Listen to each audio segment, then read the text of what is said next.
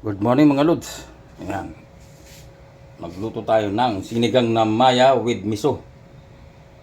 Oh, sa maya-maya. Maya. Sorry. Maya-maya pala. Sinigang na maya-maya sa miso. Ayan pala. Maya, ibon. Ayan. Ayan, ginisa ko siya sa kamatis, sibuyas. May bawang pa nga yan, may luya pa. Yan. Tapos yung ginisa ko na rin yung yung miso. Sinama ko sa gisa. Pati gulay ginisa ko na rin. Lahat-lahat. Pero ang maya-maya pinirito ko na para pag bagsak. Tsaka malasa siya. Pagka inano mo malasa.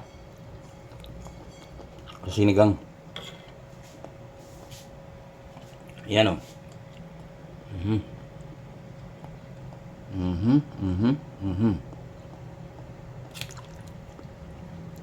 Mamaya kakain na rin ako. Iba ko ng gutom. Yan. Yan o.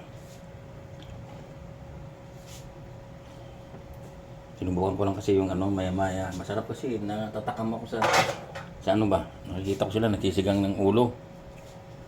Ayan. Wow. Diba?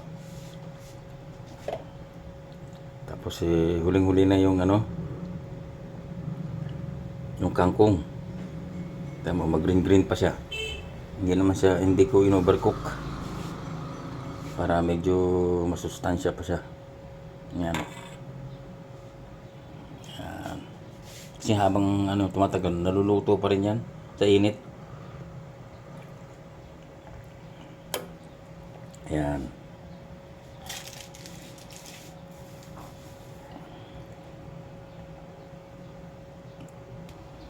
Ayan o. Ayan. Kakain na rin ako. Dahan-dahan ko lang kasi baka madurog yung isda. Sarap pa naman. Ang sarap kasi yung maya-mayang sinisigang. Kaya malangsa siya kasi kailangan iprito mo ang maya-maya. Pag hindi mo pinirito ang maya-maya, malangsa talaga yan. Kasi yung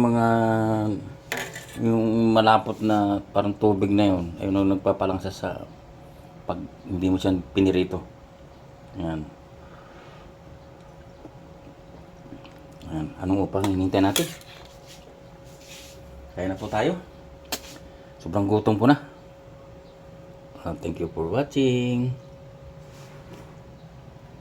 Bye-bye. Kaya na po tayo. Mga lods. Yan.